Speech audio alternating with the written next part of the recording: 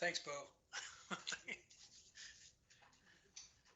I wonder if she can hear either of us. I never heard a response from her. Yeah, I don't know. Let me see if I can. I'll let Amanda know. Hey, John and Bo, we can hear you both now. Sorry, we couldn't hear John. Okay, but you can hear me now? Yes, I can hear you now, and I Yep. heard Bo earlier, so you guys are all good. Thank you. Okay, awesome. Thanks. Thank you.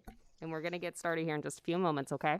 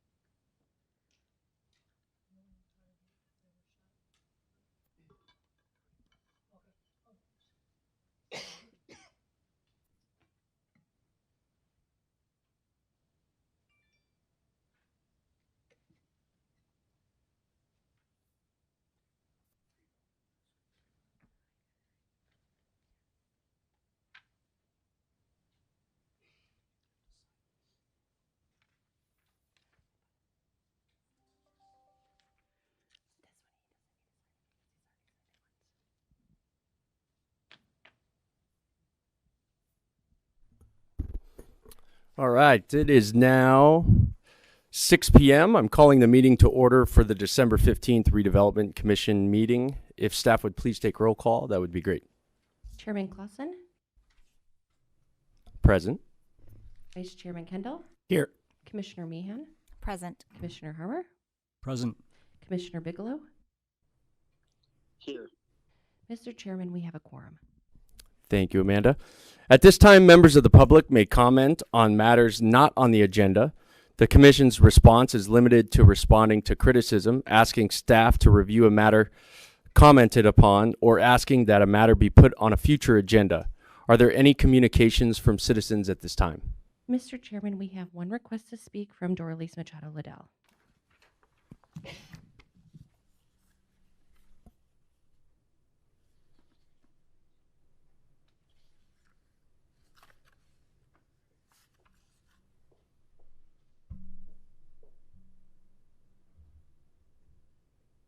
Good evening.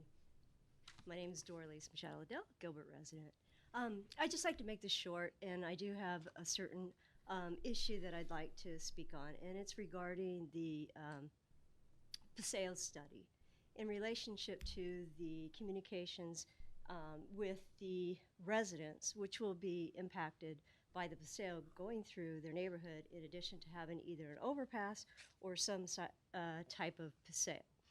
It will affect the neighborhood regarding basically parking, and then also losing out on our community park, or actually our neighborhood park.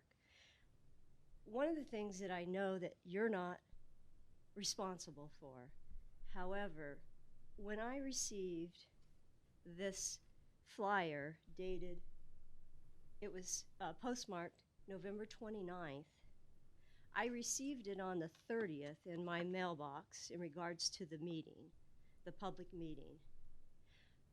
My neighbors also received it that I only called one or two, and they did not receive it until the 30th. The 30th is the day of the meeting. The meeting's held at 6 o'clock. It is merely impossible for somebody who's working to, one, go to the meeting. Now, I understand we could go to SurveyMonkey. SurveyMonkey in itself is something that I do not believe should dictate how residential property owners live. We don't know where the survey's coming from.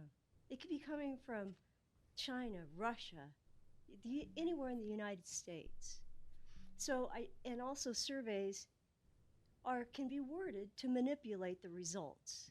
So I think that it is imperative that if we're having studies in the Heritage District that may change the redevelopment plan of 2018, just as the design guidelines changed, that the residents be involved, not merely on a SurveyMonkey, just as I know that the business owners are notified, and they had communications with some of them because it was evident. So if taxpayers' money is being paid out to a consultant to conduct a survey, then I ask that the survey, at least the neighbors, have the representation and also the ability to communicate. This came from the town of Gilbert, the Economic Development Department. I think it came from the contractor. However, it does represent the town of Gilbert. So I ask you, and I know you cannot comment, however, you can direct staff to look into this, because I feel that this it needs to be rectified, because what is happening will affect our neighborhood for future generations. And I thank you. Thank you. We now move into the administrative item. Number 1, consider approval of minutes for the regular meeting held on November 17th, 2021. Are there any edits the commission wishes to make? All right, excellent. Do I have a motion for the Redevelopment Commission regular meeting and study session minutes for November 17th, 2021? I motion that we approve the minutes from the regular meeting on November 17th, 2021. And do I have a second? I second.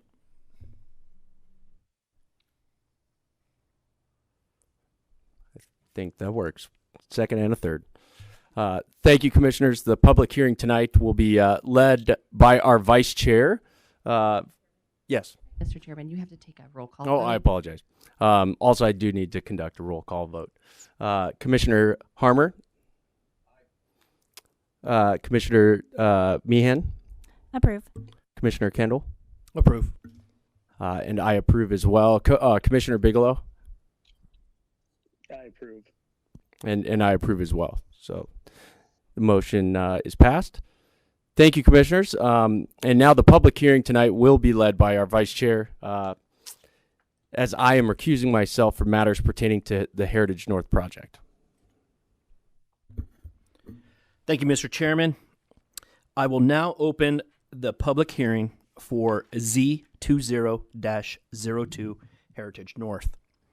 Items will be heard at one public hearing, at which time anyone wishing to comment on the public hearing item may do so. Comments will be heard from those in support of or in opposition of an item. In order to comment on a public hearing item, you must fill out a public comment form indicating item number on which you wish to be heard. Once the hearing is closed, there will be no further public comment unless requested by a member of the commission. After the public hearing, the commission may act on all items not requiring additional staff, public, or commission comment with a single vote. If staff would please come forth and provide a presentation on item Z-20-02 Heritage North. Thank you, Vice Chair. Ashley McDonald, Principal Planner with the Planning Department. I'm excited to be here tonight to talk to you about the Heritage North project. It's Z-2002. This project is located at the very north end of the Heritage District off of Juniper and Gilbert Road at that southwest corner. Just a little bit of background to remind the Commission, this is a 11.97 acre property. When we first started talking about this, it didn't include the Burger King site. With the acquisition, it bumped the acreage up from 9.1 acres. We often refer to it as the 9.1 acre site, up to that 12 acres. We've been working on this project for a number of years, with the first activity occurring with the development agreement approval in 2019. Then in March of 2020, the applicant did make their submittal. It included 5 total applications. I'll run through that process in the next slide, I believe. But it includes a rezoning, 2 use permits, a design review, and then an administrative use permit. So in terms of the process, I thought before we jump into the case, it's kind of important to understand how the Redevelopment Commission, Planning Commission, and Town Council will review these items.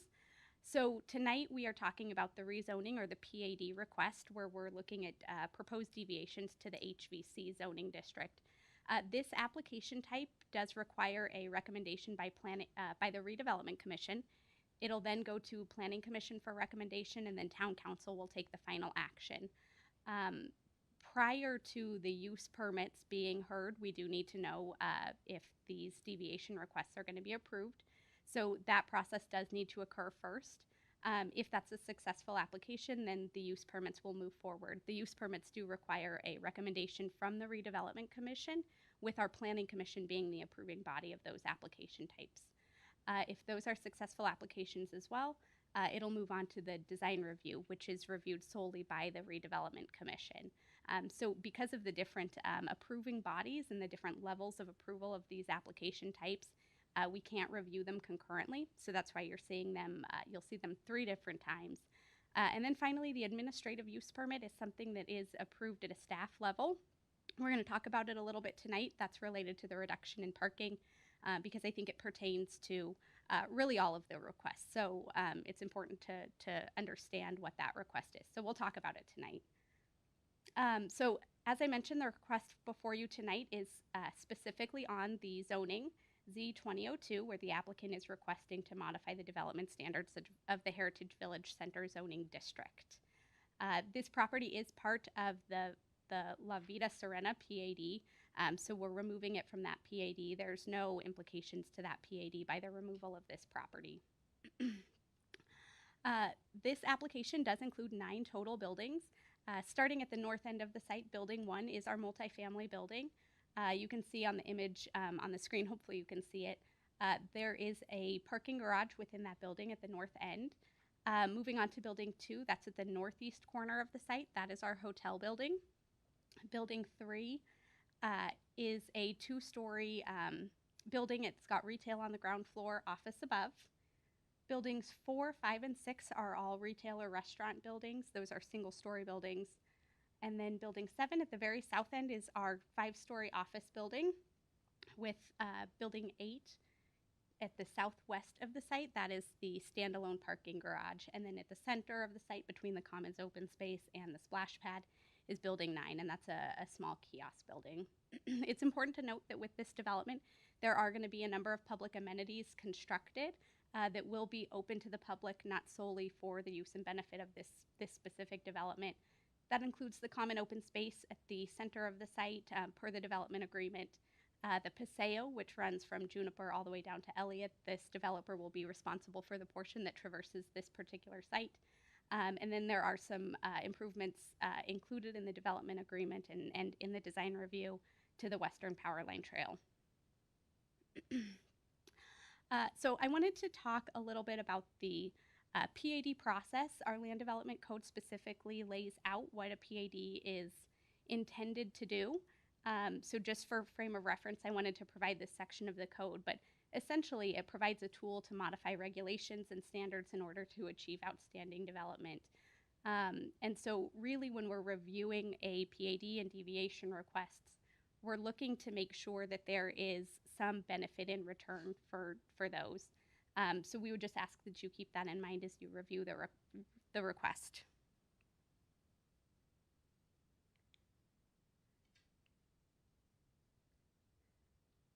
Thanks.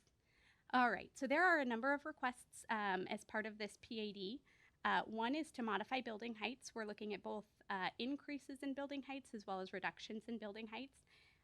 We're looking at decreased setbacks, and we're looking at transparency. In addition, the PAD allows us to approve a development plan. So any future development has to be in substantial conformance with the plan that you see on the screen in terms of layout, access, and those types of things. So that's an important component that any future development, we would look to this plan and require a modification if they were looking to substantially deviate from this. I had mentioned the applicant is looking to modify the building heights, both increase the maximum and decrease the minimum building heights. The HVC zoning district in the LDC does have a minimum height of 35 feet and 2 stories. In a number of locations, you'll see that they are proposing a little bit less than that in height and some single-story buildings. In terms of the maximum heights, the maximum height of the zoning district is 55 feet and 4 stories. we are looking at removing the 4-story limitation, and then in some instances, increasing the 55-foot height. We talked about this at study session, but I thought it worth noting again that we do have some buildings in the Heritage District that already exceed those height maximums. And so for frame of reference, the university building is a little over 62 feet tall. CoLab is 64 feet. And then most similar to some of the requests on the project is the Vaughn parking garage. That clock tower is at 78 feet. So the tallest portion of this proposal is, I believe, 78 feet 10 inches, or 79 feet, I think, is off on the office building. So if you can picture that, that's what we're looking at for those maximum heights here. In terms of those building heights, I'll run through some exhibits.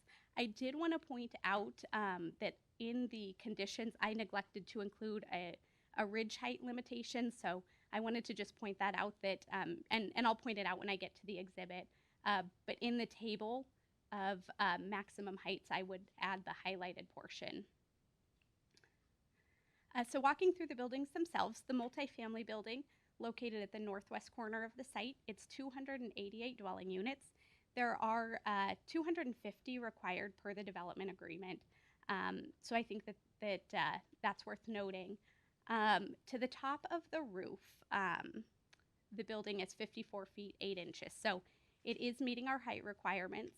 There are some architectural features just based on the architecture of the building, as you can see in gray, where they're seeking that increase in height up to 70 feet.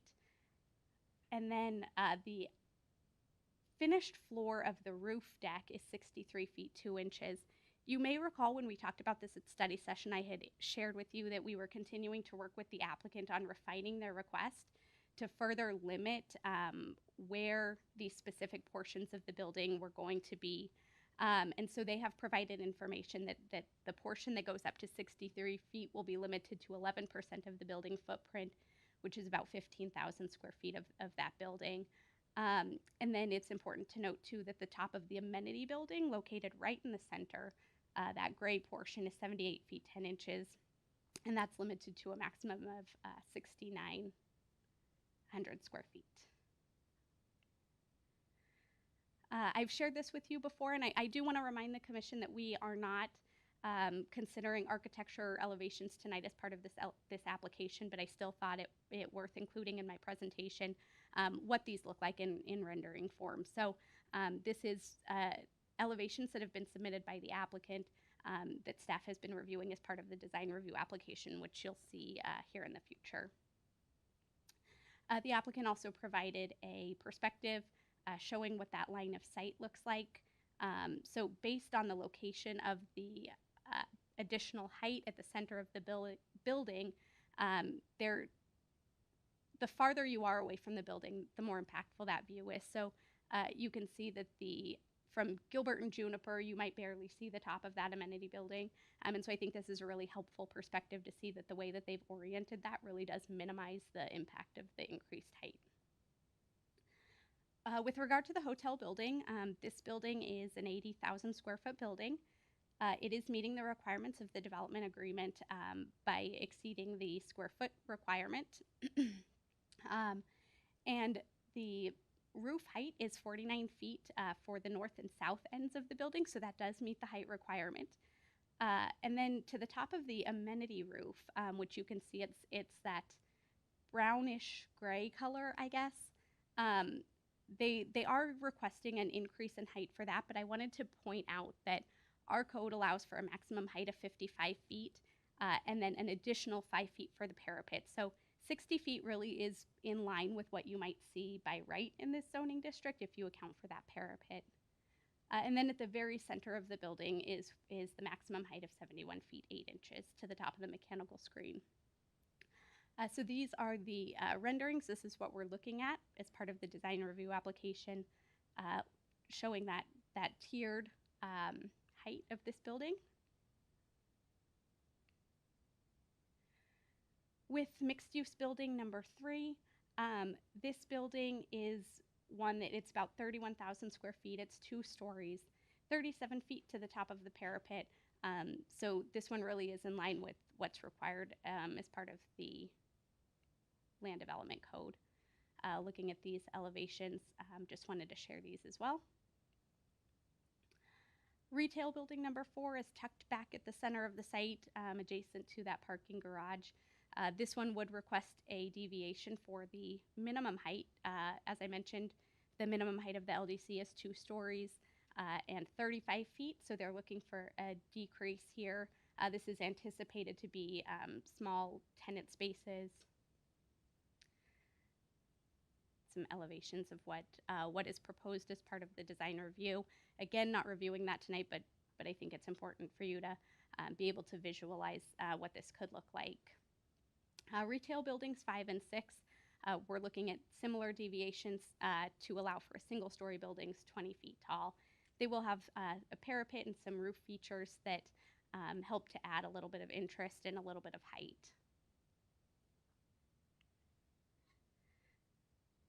So this is one of the buildings, and then this is the other. So there is some variety in the height as proposed as part of the design review application. Office building number 7 is the very south end of the project. With this building, they are requesting an increase in height. This building is about 145,000 square feet. It includes ground floor retail. But what I think is important to point out with this building is that along Gilbert Road, they are providing a 30-foot tall portion of the building. It then steps back and increases in height to the 5-story building. Also along the north end, it's 4 stories before it increases to the 5th story. The very top of the mechanical screening is 79 feet as shown on this image. And then what that building looks like, the top image is looking interior to the site towards the south at the building. So you can see Gilbert Road would be on the left of this screen. So you can see it has that tiered effect. The architecture of it really helps to break up the building so that it doesn't feel like one very large massing.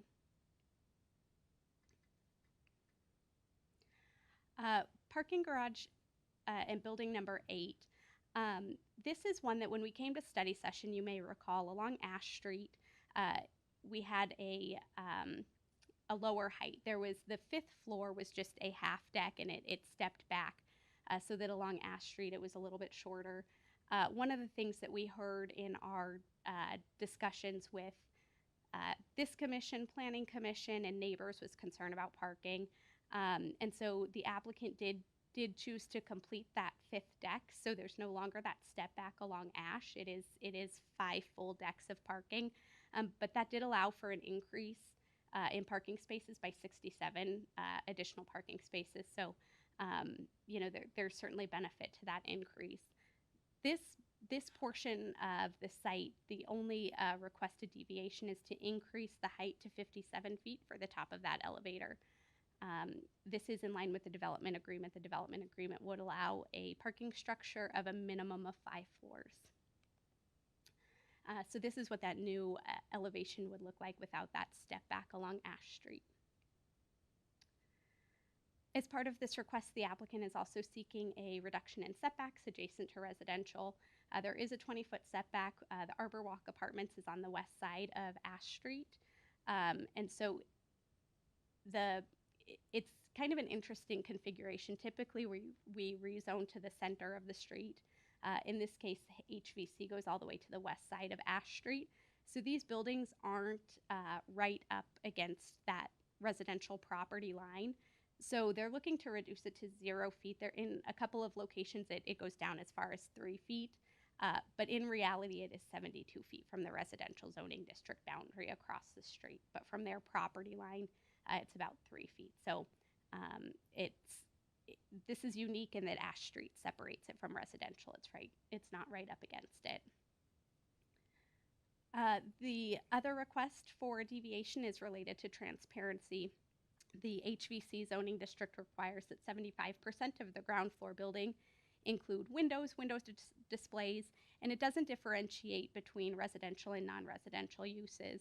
And so, you know, as we evaluated what the request was, it became apparent that they were going to need some deviation requests for that multifamily building. So they are looking to reduce building 1, the multifamily building, to 50% transparency, as well as building 2. Building 2 is the hotel. So along Gilbert Road, there would be a reduction in transparency there as well as building 8, the parking garage. And, that really helps to screen vehicles. So I think that makes a lot of sense. In terms of feedback, we've received feedback from commissions and the public regarding parking, traffic, and the street names. We've been working with the applicant. We heard at RDC last month concern about the street names and using some similar street names that already exist in the district. And so the plans still show the old street names, but those will be modified. And then I'm going to jump into parking discussion. As I had mentioned, one of the applications we're reviewing is administrative use permit to reduce parking. The Land Development Code does allow for a reduction of 50% of parking based on shared parking. This site does require 1,522 spaces based on the land uses and square footage proposed. A total of 1,305 spaces are provided, so that's a reduction of 217 spaces, or 14%. And just to help, show what that impact is, if we were to ask them to meet their parking requirements, there would be a reduction in the overall development of about 5,400 square feet. So they would have to reduce retail, service, office, those types of uses pretty significantly. So that's why consideration of the parking reduction was important.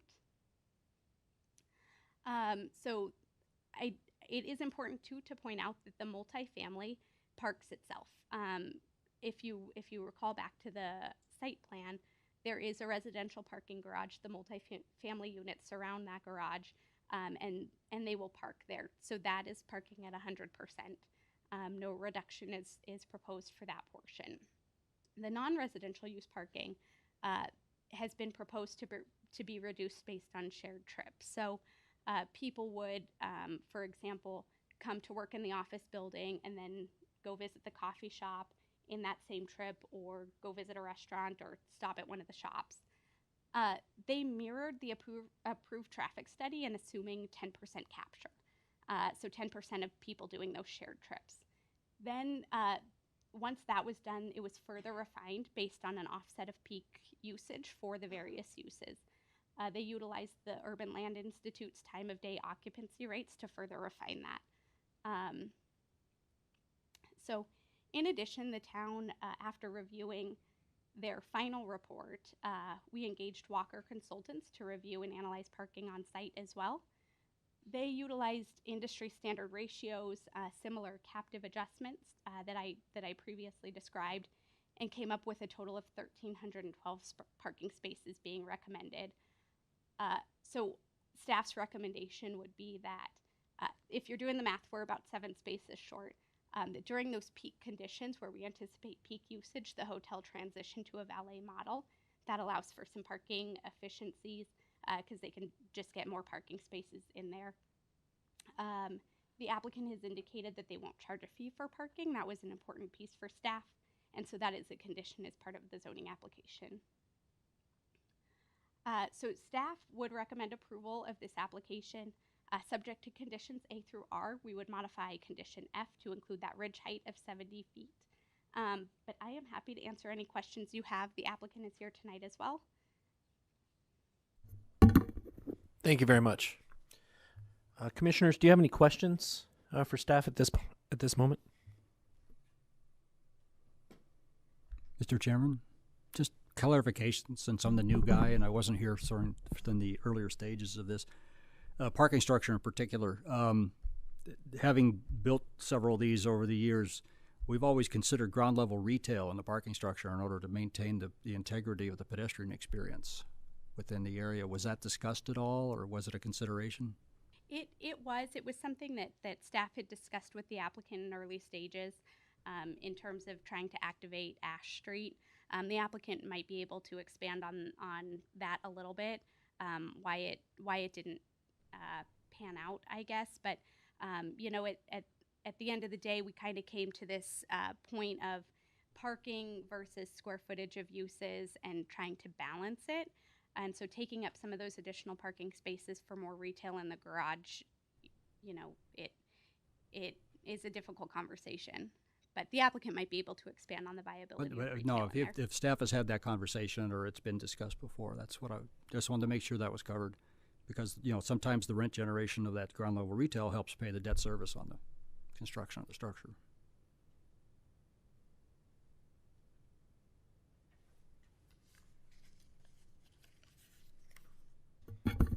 Commissioner Meehan? Thank you. I have a few questions. I don't know who they best belong to. So I'll just start going through the list. Okay.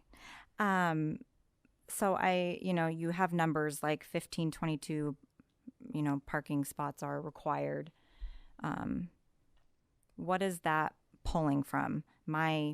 I'm drawing from my experience, and we pull those from occupancy numbers, and I've not seen occupant guesstimates. Do we have an estimate of how many occupants we're suggesting to be added? Commissioner, we don't have occupancy at this stage. The way that our land development code deals with parking is it's based on the square footage of the use. And so the applicant has provided square footages of the proposed uses. So for office, for example, we park at a ratio of 1 space for every 250 square feet. So we were able to calculate, how many spaces are required for office, and similarly for restaurant and retail space. Okay, that helps. Thank you. And so when the consultant came in and provided their recommendation, were they utilizing the traffic study, or were they utilizing just the square footage numbers that were provided in the presentation that you guys have been reviewing? Sure, Commissioner. It's a combination. So they utilized our parking ratios per the land development code, so that 1,522. And then they applied the 10% capture that was identified in the traffic study. So they reduced the 1,522 for all of the uses except for residential by 10% for that capture. And then beyond that, they then refined it. I actually have a slide just in case. And so then they further refined it by peak hours of the various uses, and then came up with a total, what the maximum at the peak time of all of these uses. So they receive some benefit that the office isn't at full capacity at 7 a.m., but the coffee shop may have a higher parking rate. So it's a big math equation. So they utilized ours as a starting point and then made some reductions. I don't want to monopolize the question time. I'm sorry. So then going back to when the traffic study was performed, in reviewing that information, it looked like they performed their traffic survey on a Tuesday and on a Thursday in the summer. And I'm in downtown every weekend. I'm in downtown on, certain nights. Is that a fair enough survey quantification to just look at it in the summer on a weekday and not consider our winter population, not consider our weekend population? And that's a great question, and not one that I necessarily have an answer for you tonight. When the design review comes forward, we can certainly request that our traffic engineer be able to provide some additional information. But one thing that I think is important to note and factor in is that a significant portion of this project is office space. And so they'll be there during the week. And so even though the weekends might feel really busy, this project is bringing a lot of weekday traffic. And so it's probably fair that they considered weekday as well, but I don't know how they further extrapolate that to evaluate weekend impacts. So that's a great question.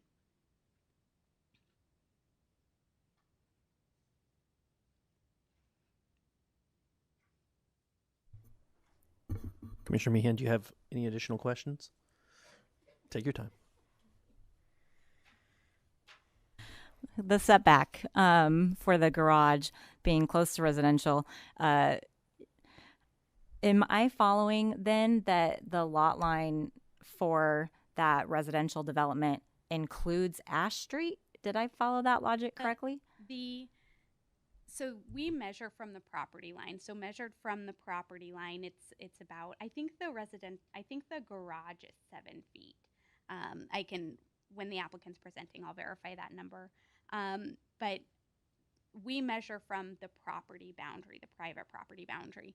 The Heritage Village Center zoning district, it extends to the west side of Ash Street. So if we're measuring from the building to the residential property boundary that's on the other side of Ash Street, it's about 75 feet. Does that help?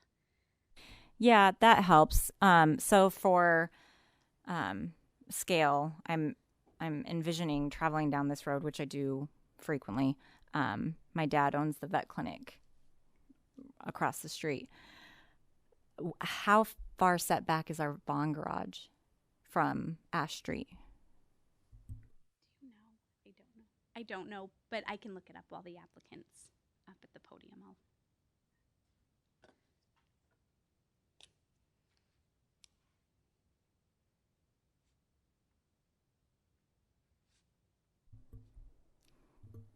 I have another question. I'm so sorry, but thank you. Please. You're being very helpful. So thank you. You mentioned the 60 feet, by right, they can go to 60 feet to the top of the parapet. That 60 feet that you were referencing, though, was the top to the amenity roof deck. So what are they allowed to locate on top of the roof deck? I might let the applicant expand on what the amenities are that they're planning on there. I wasn't prepared for that question.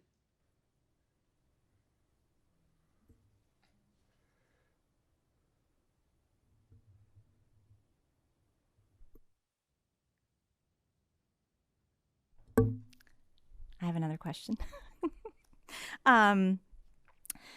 So notices were sent to the people that are impacted, right? What did that notice include? How much time were they given prior to some of the sessions that have occurred? What is the notification protocols look like for this? So that's a great question, Commissioner. And we are fortunate in zoning cases that the state statute lays out very clearly what the requirements are. So with this project, the applicant is required to notify all property owners within 300 feet of the site. That notification is published in a newspaper. There's a sign posted, and then mailings are completed as well. And that has to occur 15 days prior to the hearing. That notice includes the specific request. So in this case, it was to remove the subject site from the La Vida Serena PAD, that they were looking to create a new PAD that included deviations for setbacks, height, transparency, and adoption of the development plan. So it's very specific to the request. Okay, thank you. Do you have any additional questions? Can I ask for a clarification? Absolutely. Okay, this is being removed from an existing PAD. Is this also going to require the modification of the development agreement? Because the development agreement has some very specific timelines in there which have already been missed, as far as I can tell. So is there something going on with that, or is that not going to be an issue? Let Dan address that. Sure. Commissioner Harmer, that won't be an issue and something we will not need to address in the development agreement. We've got a development plan and a development schedule that we've mutually agreed upon, and we'll just continue to follow that.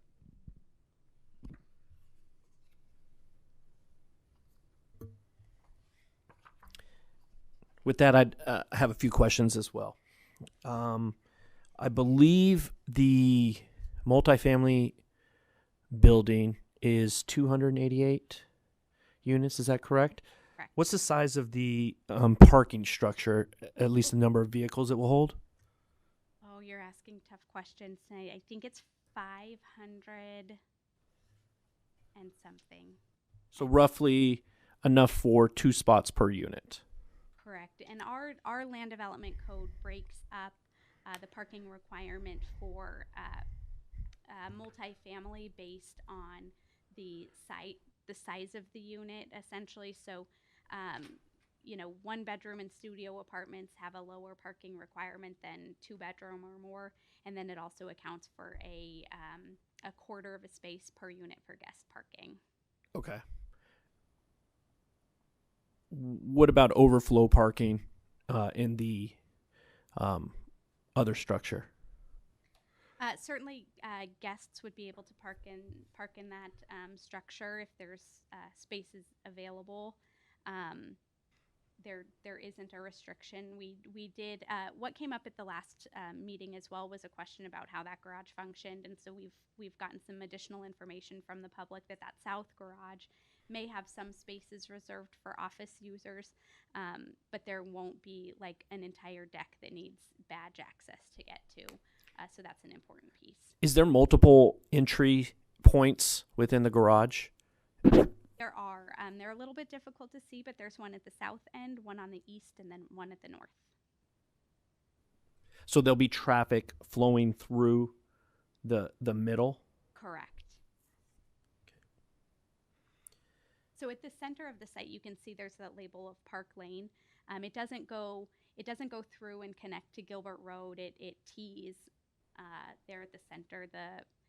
On the east and west of that building 9, the circular building in the center is the splash pad in the Commons. And so it doesn't go all the way through to Gilbert Road. How does someone exit if they made a wrong turn? So there are access points onto Gilbert Road. It's just not straight through the center.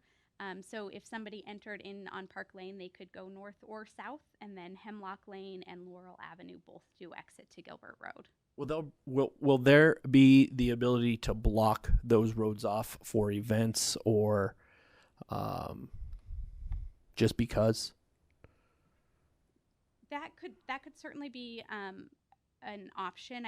I might have the applicant talk about their plans for that. That was something that we were interested in being able to do in case there were events and a desire to do that. And I can have more information for you at the design review hearing. Thank you. Commissioners, any additional questions for staff? Bo, you're online. Yeah, I don't per se have any questions. I just wanted to comment that I'm really impressed with our last meeting and all the questions and thoughts that we had, and I feel like you've done a very great job in presenting this simply because it is a lot of information and a lot of moving parts, and you really listened to what we said last meeting and gave us the stuff that we needed as far as clarifying the stair stepping of the buildings and their heights and what they'll look like, and a really good job with the parking, and not only telling us how many units are, but just based off of the studies and the amounts that, they need to have each of the buildings at, and just all that stuff. You did a really good job, and I'm very grateful for just being clear and upfront with all that. As far as everything else, I don't think I really have any questions or concerns. Obviously, I'm relying a lot on the town to do a lot of their research and just make sure the flow of everything is going to function and work well.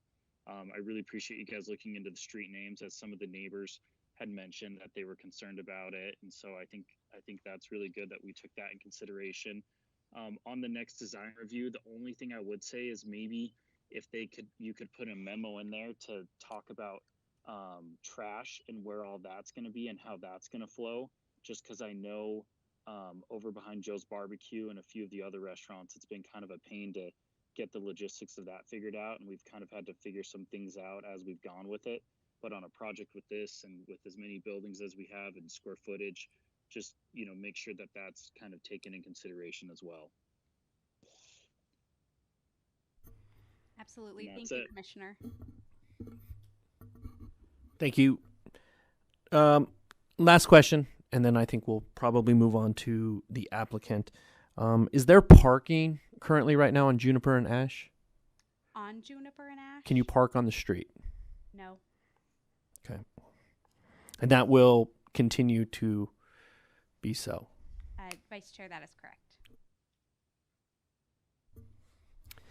Any additional questions or comments from commissioners?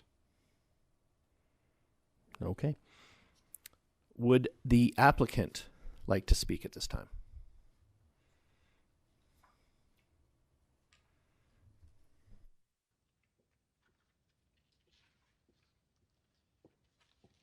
I think so. Charles Humanel for the record. Was planning to spend the next couple of hours going over this, but maybe it seems not so wise at the moment.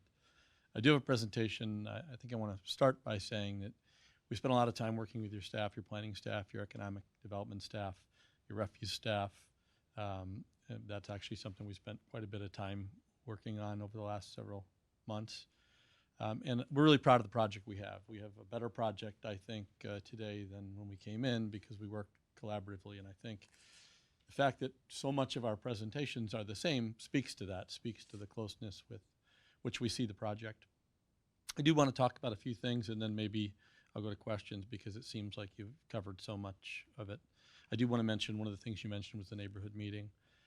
We have the unfortunate experience of being almost ready to present just before the COVID crisis happened, and we stepped back and reevaluated life, as I think everybody did. But we've had a really long time to process this case, and we've, in fact, as a result of that, had more neighborhood meetings than we needed to. We went back and had new neighborhood meetings to include people in the process.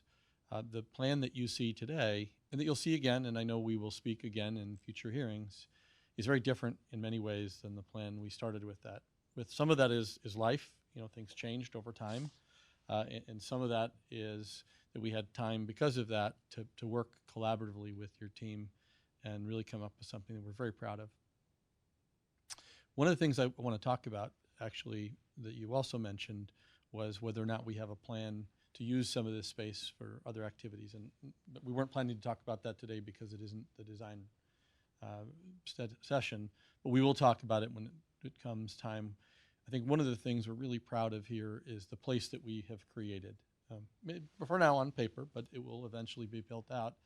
And we really have focused on creating all kinds of unique and wonderful spaces, not just the Paseo and the splash pad, but really for all ages. And in fact, Mr. Sellers is here even with his family, indicating how diverse really this plan is. And I think as you see us walk through some of the things in the design session, you'll see that we took great care, and this was important not just us, but really your town staff, really focused, for example, on the Paseo and making sure that each space was unique and valuable. One of the things we came up with early on was a plan that we could use some of these spaces that are opened and usable for things like festivals, and we have plans on how you might use some of these spaces. Doesn't mean you have to use them, and each festival or event might sort of have a different view on how they might use it. But even in detailing our hardscaping, that was something we thought about. And as we retooled the project time and again, we always made sure that those spaces stayed as good usable spaces for multiple purposes. And for example, the splash pad might operate one way during the day and another way in the evening.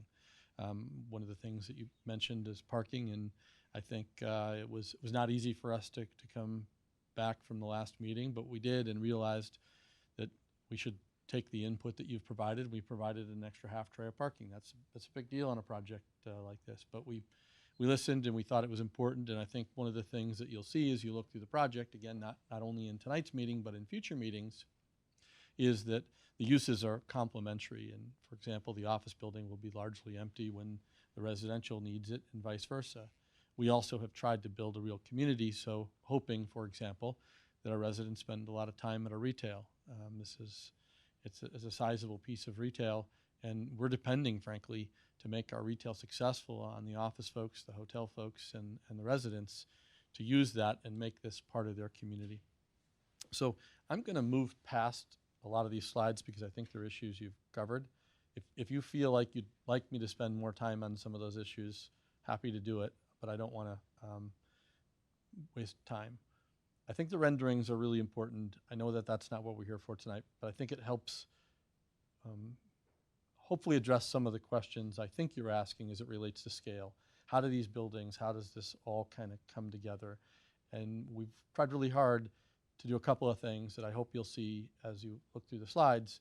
One of it is we have different buildings intentionally so that they feel like they belong to the same community, but not just another one of the same. And that's true with not only the skin systems, but also the variations in height. The other thing that we really worked hard to do was put exactly the right amount of peanut butter in the jar. And if you put too much, you run into problems. Not enough, you run into problems. And I think, for example, the parking garage is as high as it can get, really, without getting rid of uses. I think that when you look at the hotel roof and the multifamily roof, we hope that what you'll see is that we have height where it's needed, where it's hard to see in a way that would be disruptive, but that is limited as it possibly can. So we've really tried to, even in height, limit and work with your town staff to not just have a blanket height, but to figure these issues out now, really right down to the elevator towers, and making the smallest piece of height possible in the areas where we thought the town might be concerned. And again, we're very proud that we come here after a great deal of time, a number of redesigns, but significantly complex buildings, and yet we've really been able to come to terms with everything on your staff except refuse. But I will say we continue to work through that, and we'll have answers for you again collaboratively in the coming weeks. So this is another image of what the space will look like. Again, I know the buildings are a big part of what you look at, and we've spent a lot of time designing those. But I hope that the renderings also point out to you the scale and appropriateness of the space for people outside the buildings. This is not just about the buildings for us. It's also the space between the buildings, and many of the people who will use this will be our customers. They're our office tenants or our hotel guests or residents or shopping at our restaurants, but some of them won't. Some of them will be people who are just walking by, and the experience is important for them too, and we've tried to really incorporate that in our design. Again, this is another image that kind of really shows, I think, the importance of the varying buildings, but also the importance of the space. There's a vast amount of space for people here. We really have focused and continued to look at people and where they might be. I don't want to go too far into this, but we found a curveball early on in the site. We were ready to move forward, and we found out the Burger King not only was not the most attractive thing to have in a new development, but they in fact did want it their way, and they had a height restriction on the rest of the site. And at great cost, we stepped up and we were able to purchase that, and that did a number of things for us. It gave us the opportunity to really control that corner, which I think really sets the momentum for all of the other things we have. Burger Kings have a place in life. We're glad it's not here on the corner. And so that became part of the entire site. I'm going to skip through these. I think you've really kind of had enough to discuss. I'm going to kind of flip through these quickly. This shows sort of the evolution of the site. Again, we've gone through time and time again and continue to sit down and talk with your town staff and try to find better ways to lay out the site and then design the buildings. And I think really it's incredible. Maybe that's not the best word, but in this case, I think it really is, given all the challenges we had with COVID and not being able to meet in person and do all these other things, but how much time we really spent on making sure, and the town, from the mayor on down, to make sure that the buildings were in the right place.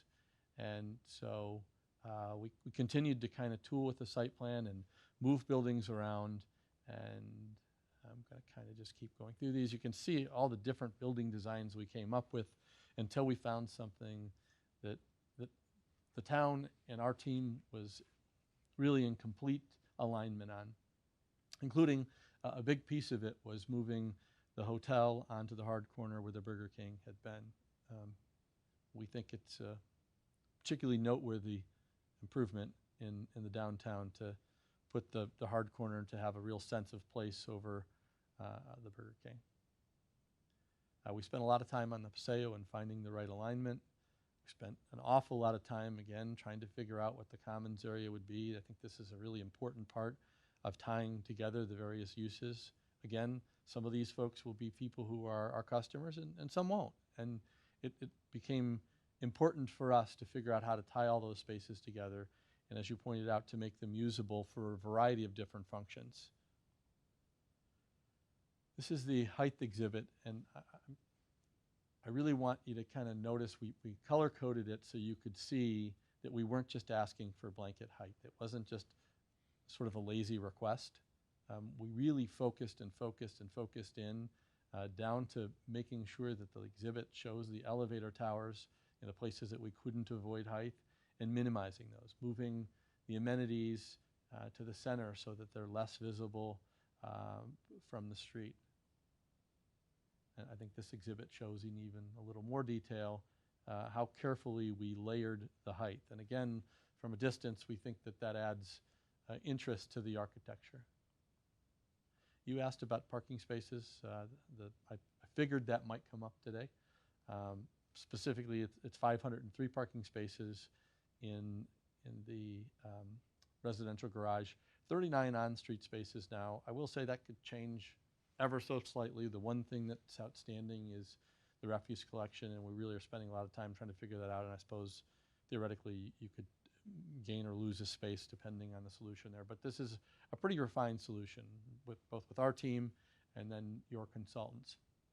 And again, I think that if there isn't some shared use, well, we have failed in building a mixed-use project. So we felt before like we had enough spaces, but we heard what you said. We went back and added an additional tray and modified the project accordingly.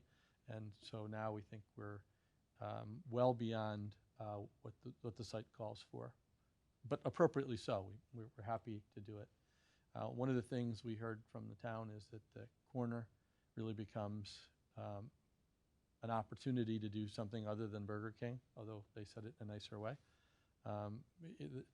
The Burger King was really unattractive, and so we worked through many, many different designs to create what we hope is a sense of presence on the corner, the building, but also the Heritage District signage, which we think benefits not just us, but a welcome into the entire heritage area. I want to show a few pictures of the Paseo just to give you a sense of how much time and energy we spent on not just materials, but scale and light, and making sure that the Paseo experience is a good one for people, sort of the inverse of the dark alley. People don't stop walking down a dark alley because they stop and say it smells and there's water and might be a rat back there, and they just intuitively don't want to walk down that area. And what we've spent time trying to do is intuitively make the Paseo something that you would want to walk down. And I will say this has been something the staff really pushed us on, is creating a great Paseo. I know that's really important. From the first meetings with economic development, it was brought to our attention how important the Paseo is to the town.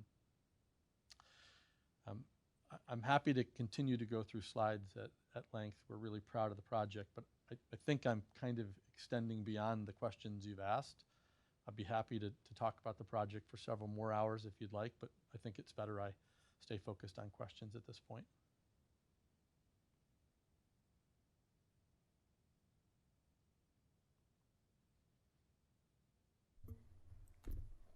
Commissioners, do you have any questions for the applicant or comments? Mr. Chairman, yeah, it's more of just a thought or something that you guys may have already considered. If you haven't, you might think about it. But the office building and parking structure are going to be integrally used on a regular basis. I don't see any thought about connecting them at a second or third level, climate controlled or open top pedestrian access that would facilitate the movement back and forth between them and not necessarily encumber the street level for people just going to and from work. We have thought about it. There are two ways to look at that. Frankly, the way that we look at it as also the provider of the retail space is we want those people walking down the street. We want it to be activated by pedestrians. We want them to use that space and to be customers. Yeah. Well, would the retail space be open at 8 o'clock in the morning when they go to work? Yeah, some of it okay. We think will. Yeah, absolutely. Then it works. We'll have a mix of uses, and we think that there will be some, for sure. We have some coffee uses in mind. Right. So yes, we really want those people on the street. It's an awkward position to be in. I realize in a city that has a lot of space that isn't walkable, which is why we have the parking garages, but we really have tried to make this piece particularly walkable. You'll notice the paving surfaces, the shade, the light, trees. We've really tried to make this space great for people. So respectfully, I appreciate the suggestion, but we really do want people to be on the street. And Yeah. frankly, the more those people are on the street, the better those businesses will be at being able to be open at 8 o'clock in the morning. No, and it wasn't really a suggestion as much as just a thought, if you talked about it. Okay. All in all, I mean, I like the variation of scale throughout the project, all those aspects of it from an urban design standpoint. I, haven't been part of the discussion up until now, but I really like, in general, what's been presented. Well, now that you said that, we're glad you're part of the discussion.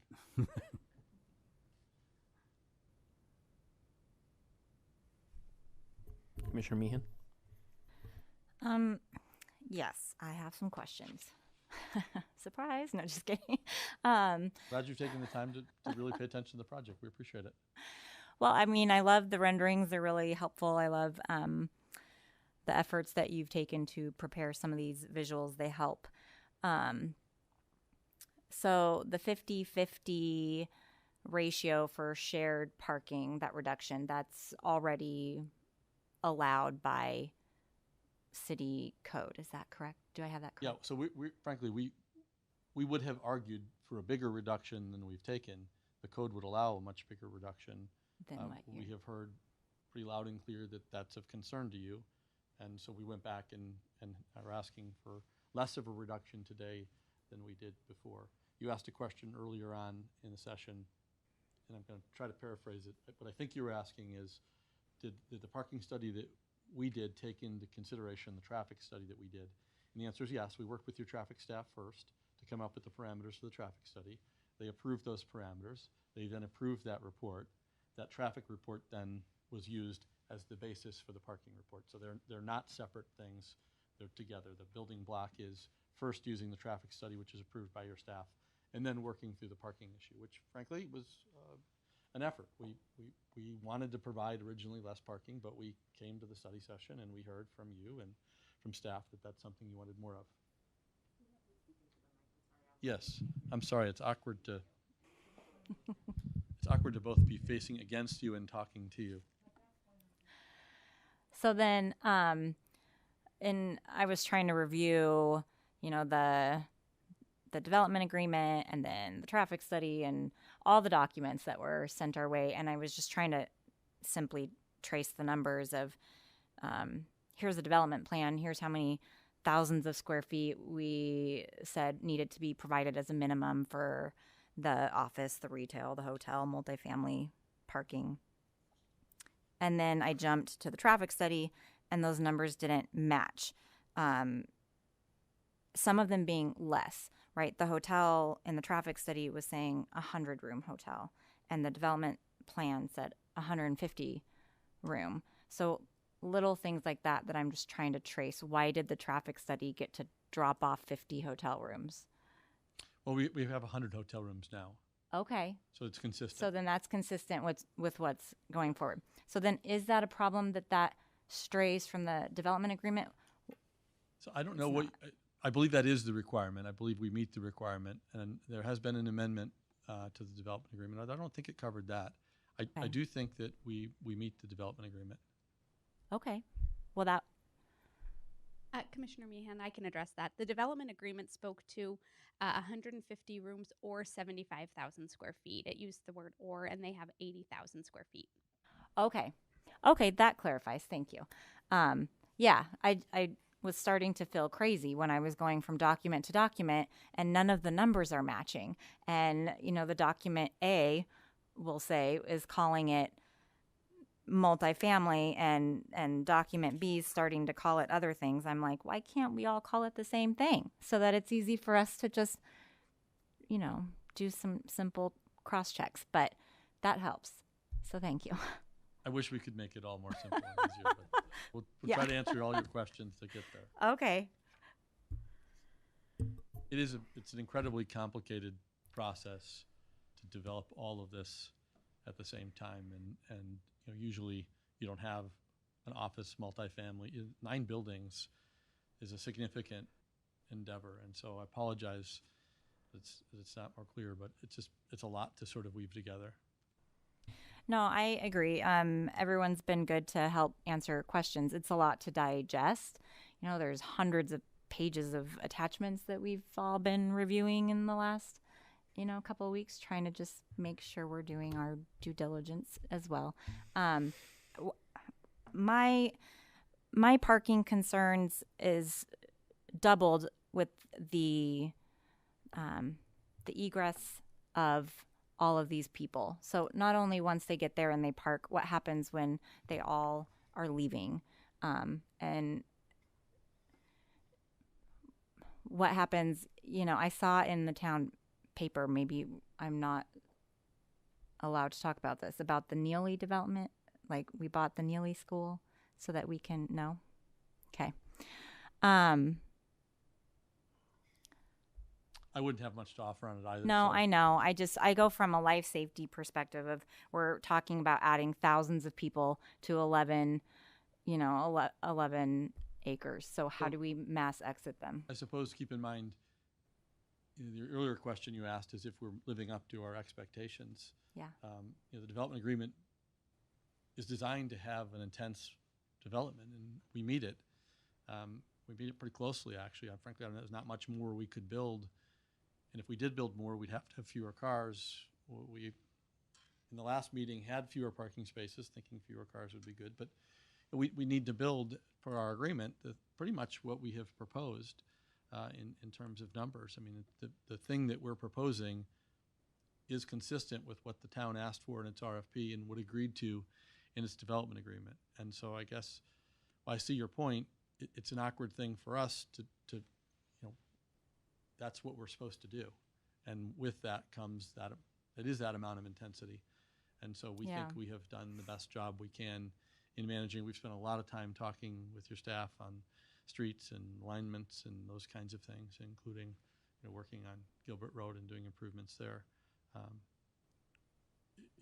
We can't have this kind of development without having traffic. And we think we've managed it as well as we can. And we've had our own consultant. You've had your staff. You've had parking consultants on the outside look at it, and I think I should say we feel like we're in a good place. We're certainly willing to listen to suggestions if you have them. So then, what would you say is your most compelling argument to justify all of the deviations that are eventually being requested in the 3 sessions?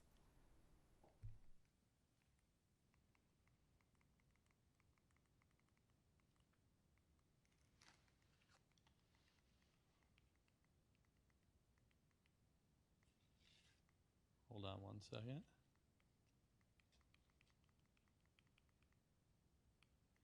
Computer is a little slower than I would like at the moment.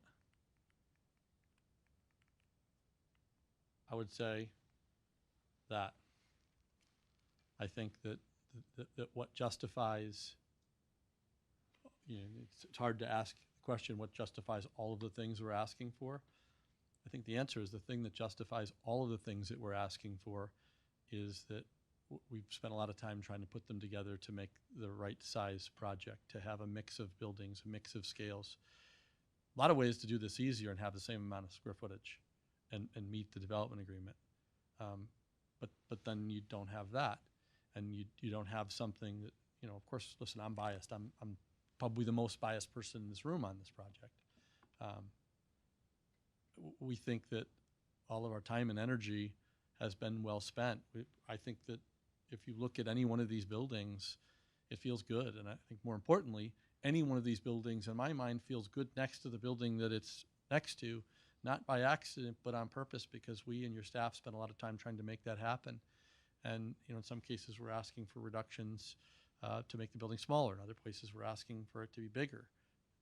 Easier and cheaper just to make them all one size, but then you don't have this special place. I think some of the things, for example, transparency. We've tried to work to create the right mix of things. We've moved, for example, the amenities for the apartments around quite a bit so that the places where those activities happen are in alignment with, for example, Laurel Street. That was a great suggestion from your staff. We didn't have it that way originally, but it made sense. I think that each one of the things that we're asking for, I know you've asked for it all at once, but each one of the things that we're asking for come together as a whole to create this place. That would be my best answer. Well, thank you. I'm not anti-development. I'm an architect, so I rely on development. I'm just wanting to throw that out there. By nature, I'm just a rule follower, so I greatly appreciate you taking the time to explain the things that vary from the rules. So, thank you. Thank you.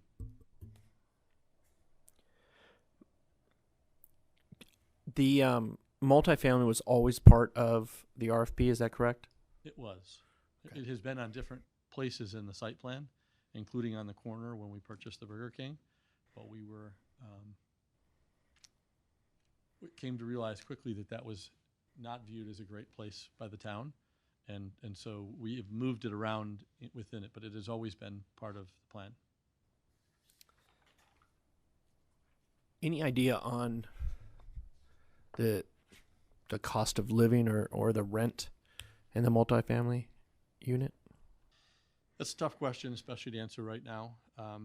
Prices change on a daily basis. It's a really tough time to be in the development game, and I think that anyone who would stand here and give you a detailed answer would either be unreasonable or dishonest. So I can't tell you that. I can tell you this. We're designing these to be the premier place to live in the Southeast Valley. We think these are going to be the best places in Gilbert. We think they're going to be amazing. Their amenity base is not just the things that we're providing in the building, but all the things we're providing outside of the building. It's part of why we're building these great retail locations, because that's part of what we're offering. I know there are lots of discussions about what rents should be and affordability and all those kinds of things, and I think there's a place for it. In this place, these are expected to be high rents. They will be some of the higher rents in the valley. They just will be. It's a very expensive building. It's a very beautiful building. It's highly amenitized. It's in downtown Gilbert. They're going to be expensive units. We're gearing towards the top of the market. Okay. Thank you. Any additional comments or concerns from commissioners? More of a, I guess, question, and this may be of staff rather than the applicant, but and because the question of traffic has come up in the traffic study. Did the traffic study at all address the potential for a preemptive light at Ash and Juniper? In other words, one that would be triggered only by use rather than on a timer? Because that intersection strikes me as going to be, pretty substantially used at peak times. Not necessarily all the time, but during peak times.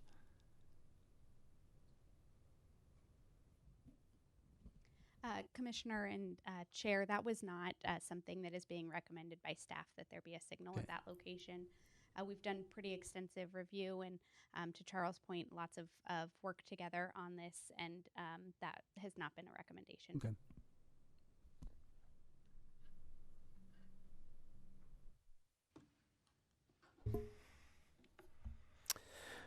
With that, then I will ask staff, are there any members of the public in attendance who wish to speak on item Z20-02? Vice Chairman Kendall, we have one request to speak from Doralice Machado Liddell. Thank you. Thank you.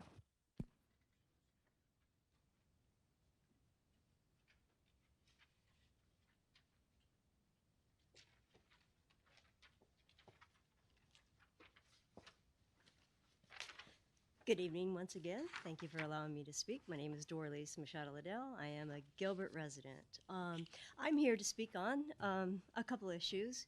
One of the issues is parking.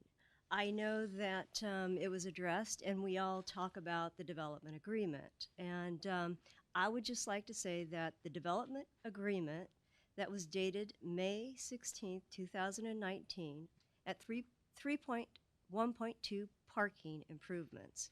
It states the developer shall be responsible to provide on-site parking for all uses located within the project through a combination of surface parking and vertical parking structures.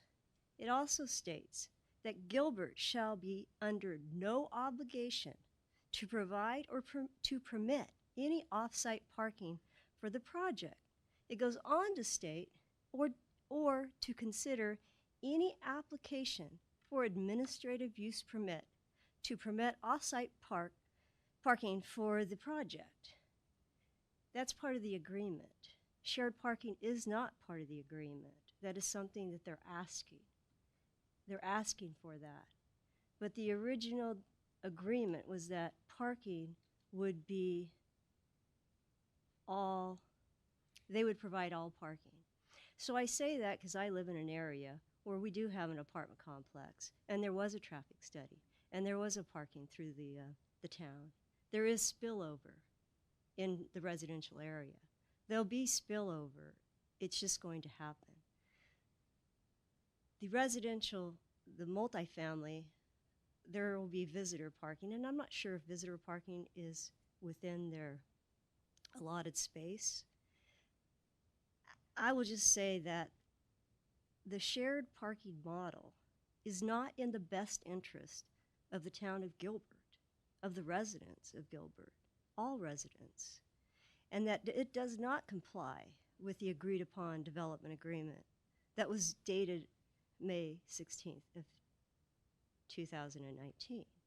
Whether there's an amendment to that, I don't know, but that was agreed upon. I know that they are increasing the parking, I guess, in the parking structure. I say, well, you can put one more, I don't know what it's called, level, go underground. That will affect the view. That doesn't increase the height. So there are options to this. The multifamily residential area, you're going to have spillover because you have guests. There's going to be a parking problem, and we know it's going to happen. It's just a matter of time, and that needs to be addressed. And that the development agreement was their agreement. You build to what you have. If you do not have it, then don't build it. They're required to have certain office space, and that's part of the development agreement. In addition to that, on 3.1.3, the commons area, in the development agreement, it states, public restrooms shall be made available within the project in reasonable proximity or to within the common area. I didn't see that as a condition. I saw that the common and the paseo was in there. I may have missed it, but I'm not seeing that. That is a condition. I think it should be listed in R as it reads in the conditions. It should be included in that in the agreement because we need the restrooms to the public, just as the paseo is open to the public, and that was part and is part of the the development agreement. I'll just note the paseo. It's a great paseo. There's talks on the paseo study, and we talk about safety. And in the development agreement, and I'm not going to be picky on this, but I just want to point out that the development agreement says the portion of the paseo interior to the project shall be car-free, continuous, dedicated north-south pedestrian bicycle route. I understand things change, but I'm a little concerned because when I attend meetings, we talk about children and safety. And how are we going to have that in this? And I noticed that the paseo is part of the pad, so I think that that kind of is something that may be discussed. I'm confused with the requirement of K in the agreement. It talks about detailed commercial guidelines. I really don't know what that is, interior or exterior. I'm not really sure. I don't know how that affects the cohesiveness of the development. I'm not really sure because it wasn't really addressed. So I think that in reality, when we look at parking and we talk about square feet of each building, that's what the requirement is. And whatever they build, they should provide the parking for what they're building and not obligate the town of Gilbert to provide that at other areas. And we will have spillover in the other areas where it can happen. So that is my comments. I hope that they're considered, and I hope that the questions may be asked. I think the restroom is a very important issue, and also parking continues to be.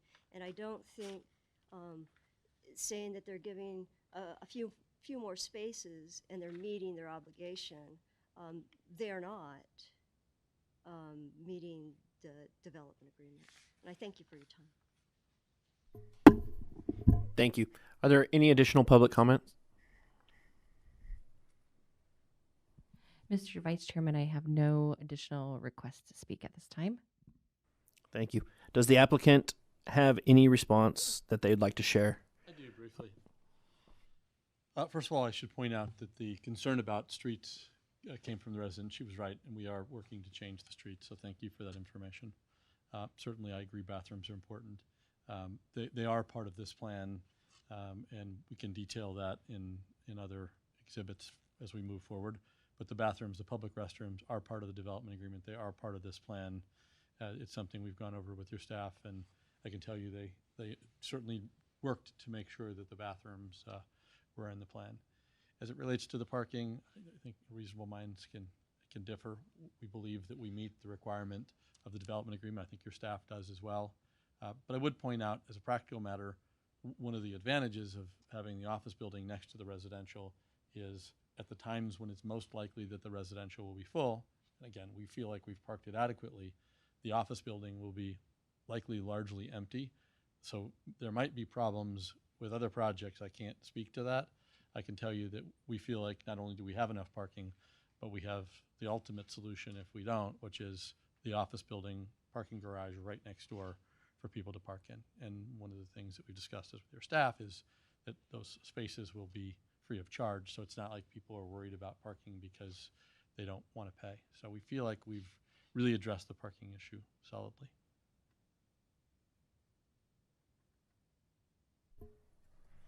Thank you. Thank you. Are there any additional questions for town staff?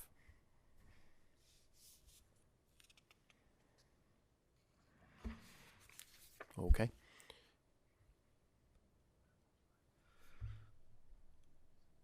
Mr. Vice Chairman, Bo Bigelow is online, so you may want to check with him as well. Bo, if you can hear this, do you have any Commissioner questions? Bigelow? No, I don't. There's obviously a lot of information that goes into a project like this, and I know things change over time.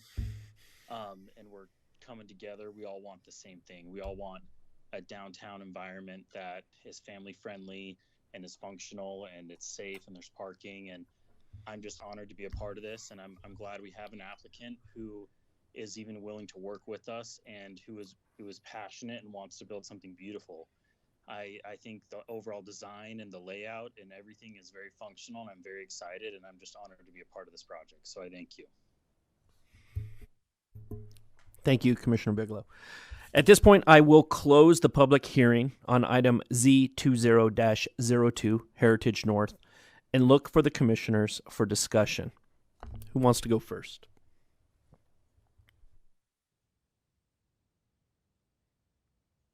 You're looking at me. Again, I'm the new guy, so I'm having, a first look at this over the last few days. Having been a part of numerous downtown redevelopment projects, every one has its own personality, I guess, and this is part of a whole that covers the entire downtown area of Gilbert. I see it as being a well thought out, self-contained entity, as well as something that blends in adequately to the areas around it. I mean, it is exactly what I think that the plan intends it to be. Since the recommendation from the commission, this commission goes to the planning commission. The planning commission is the body that handles the detail. In my mind, we are trying to satisfy the intent of the redevelopment plan. And from what I've been able to digest from the redevelopment plan and from the presentation tonight and from my own, research on everything that's been brought, it does exactly that. The intent has been fulfilled. It's, I think, going to be a welcome addition to the downtown. Thank you. Commissioner Meehan?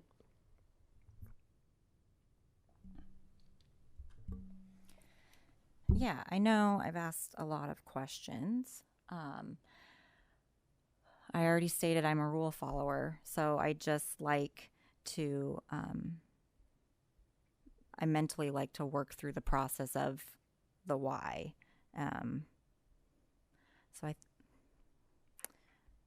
I want to reread all of these, the recommendations from staff A through, it says R, but we're adding one more because we're adding the ridge height. Is that correct?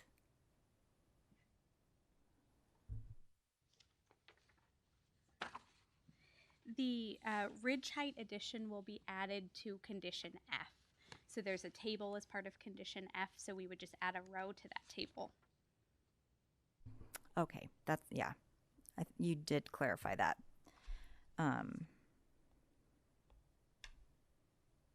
Yeah, I'm going to take a minute.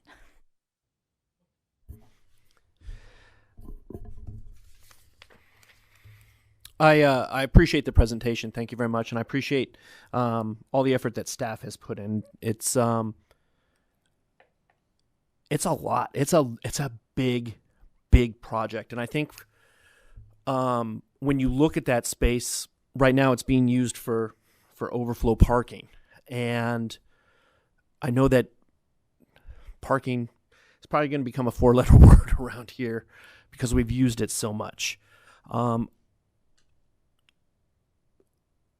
have no concerns about the design. I have no concerns about colors. I have no concerns about any of the flow or the paseo. Where I'm concerned is the injection of 300 people plus 300 cars on a 24-hour basis, especially in a post-COVID world where people are living in that area. And that scares me. It really becomes, does our heritage district and how we feel about it become a destination, or are you already there? And that's really how I see it. I'm not quite sure that Juniper and Ash, quite frankly, have the infrastructure, especially with no light or essentially management of traffic to support thousands of cars on a daily basis. And that worries me a little bit. I think that the hotel is beautiful. I think it's a great idea. We've discussed the hotel in a niche, district-esque decoration and capacity. But again, going back to Commissioner Meehan's point is, how do we get thousands of people out of there in an emergency situation? If there was an active shooter or fire or anything like that. Other than that, I think it's beautiful. And I look forward to hearing what Commissioner Meehan says. Thank you.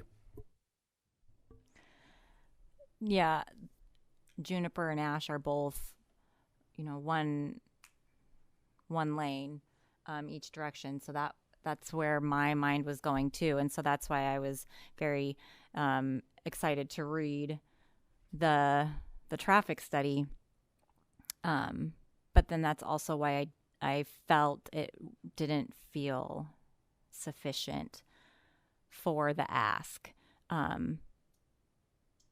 I understand the concept that, when people are there for work, the people that are living, wouldn't be there. And so I follow the logic. I don't think the quantities, I don't feel like it's a 50-50 quantity. So it's not like we're saying half of the occupants we're introducing will be gone at work, while the other half came here to work. So I don't know how that aligns. And so I don't know if the traffic study it doesn't just feel like it was appropriate to the numbers. and maybe it was. I just don't know why it was only surveyed in the summer on a Tuesday and a Thursday. That felt curious to me.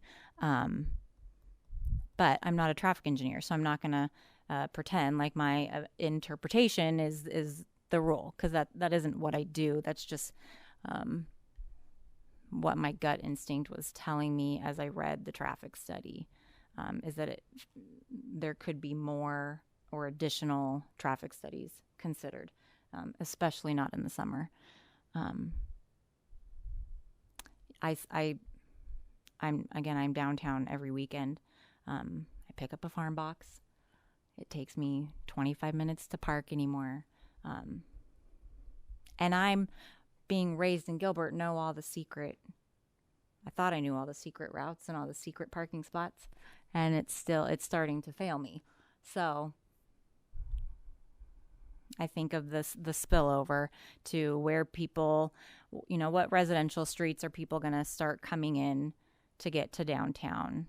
Why do we not have better arterial access and not just the connector streets that we're relying on? And now that we're adding another 1,000+ people.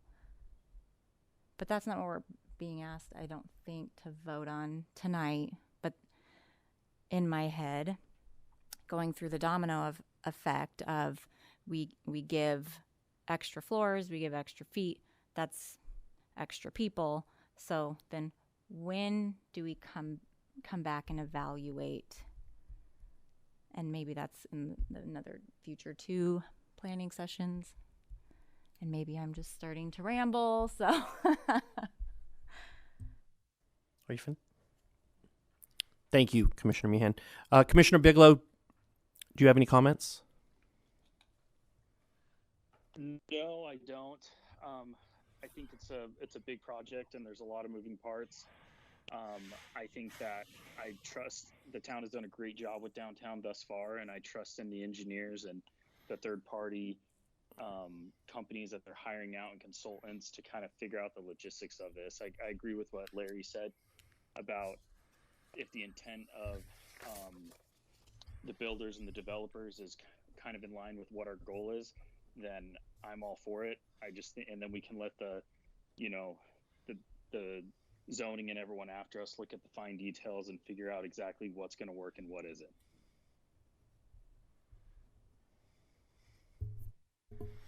Thank you, Commissioner Bigelow. Any additional comments from the commissioners? All right. At this time, I will look for the commissioners for a motion.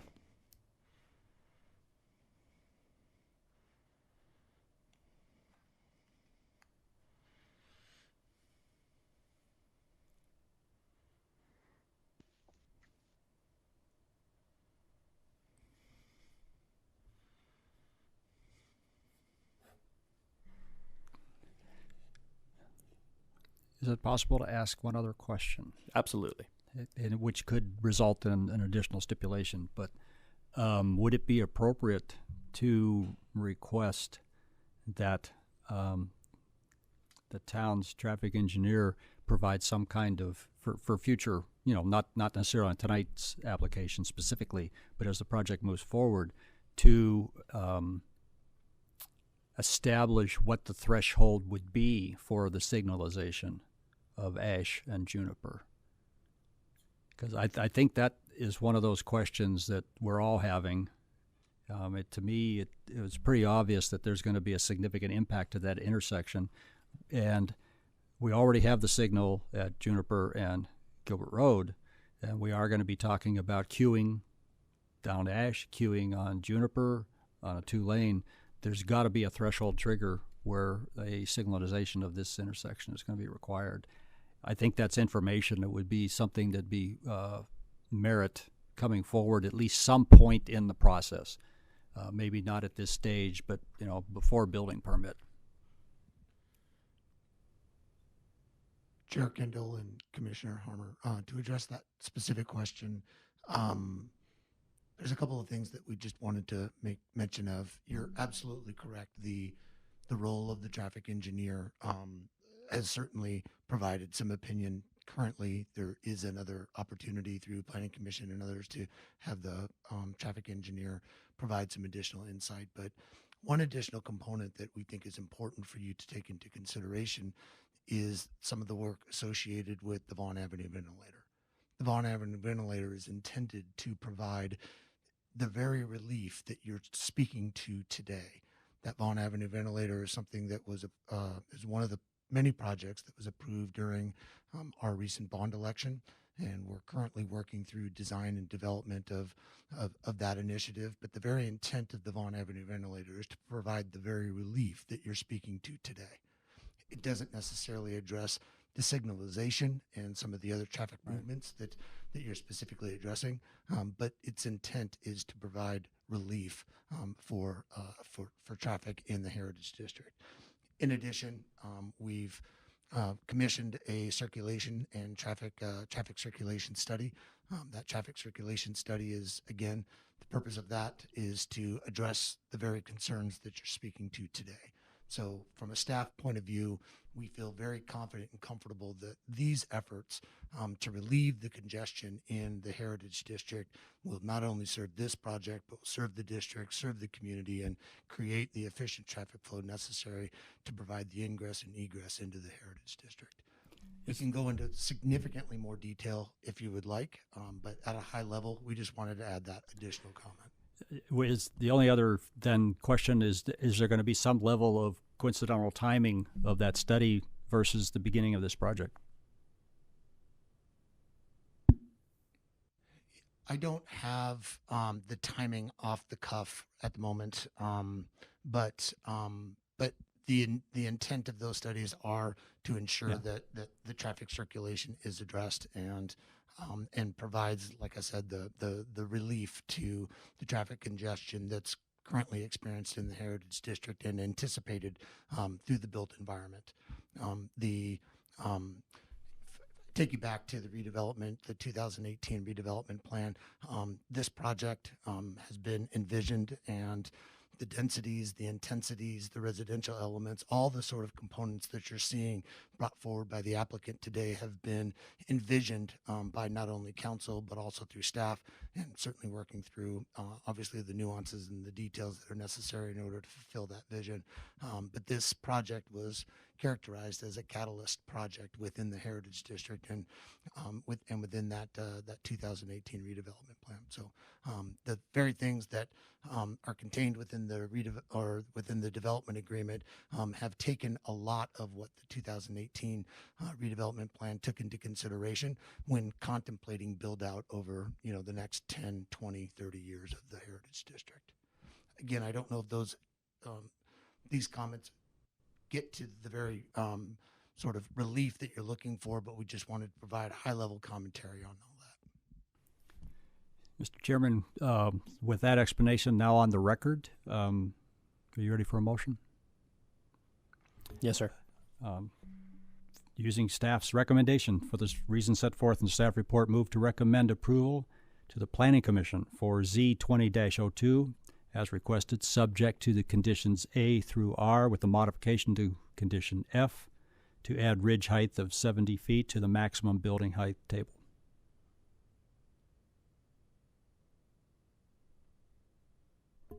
Do I have a second? I'll second that motion for Z20-02 as requested, subject to two conditions A through R, modifying conditions F to add ridge height at 70 to maximum building height table. A motion has been made by Commissioner Harmer and seconded by Commissioner Bigelow. I will now take a roll call vote. Commissioner Harmer? Aye. Commissioner Meehan?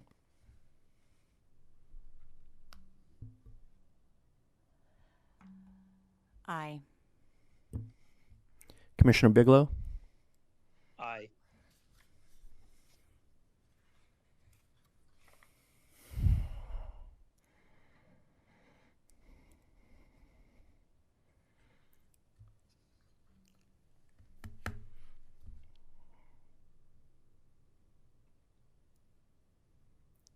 I vote nay.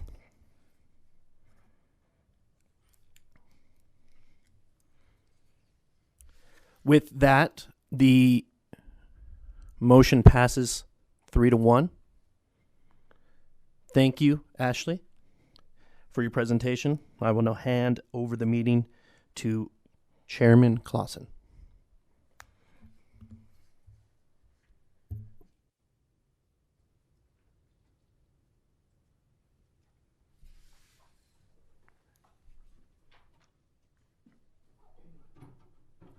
All right, thank you, Vice Chairman. We will now move into the communications section of our agenda. Are there any communications from our council liaison, Councilmember Tilkey? Councilmember Tilkey here tonight?